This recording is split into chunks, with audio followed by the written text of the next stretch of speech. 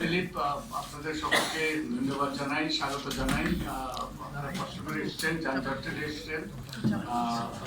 এখন আমাদের আরো এখানে কয়েকজন আমরা মঞ্চে আসি, আরো আমাদের কয়েকজন বেশ গুরুত্বপূর্ণ ব্যক্তির আসার কথা। আর আরেকটা জিনিস আমাদের বোধহয় লক্ষ্য করতে হবে, আমাদের জিনিসটা অনুধাবন করতে হবে, সেটা হলো এই যে এখন রাজনীতির বাইরে নাগরিকদের পক্ষ থেকে নিরপেক্ষভাবে কথা বলার লোক কমে গিয়েছে, অপরিলক্ষিত হচ্ছে। এর বড় কারণ হলো আমরা আমাদের আগে যারা নাগরিক সমাজের অত্যন্ত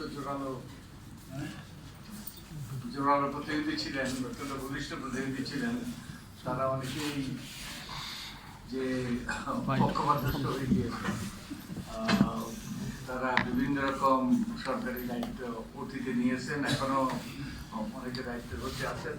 তাই আমাদের এখন সময় এসছে নিউ জেনারেশন অফ সচেতন সোচ্চার আমাদের যারা সংগঠিত জনগোষ্ঠী গণতন্ত্রের রক্ষা কবচ। নিউ জেনারেশন অফ গোলটেবিল বলছেন বর্তমান সরকারের 4 মাস প্রত্যাশা অর্জন ও করণীয় নাগরিক এবং আমাদেরকে আরো ভবিষ্যতে আমরা আরো তরুণদেরকে যুক্ত করবো, যাদের তরুণরাও কথা বলতে পারে।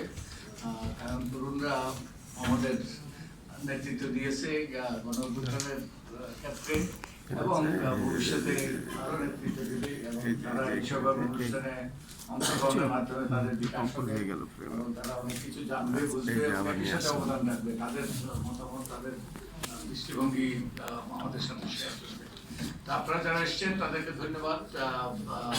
আমাদের আরো কয়েকজন আসবে, আমরা তাদের কথা শুনবো। আমরা শুরু করতে চাই।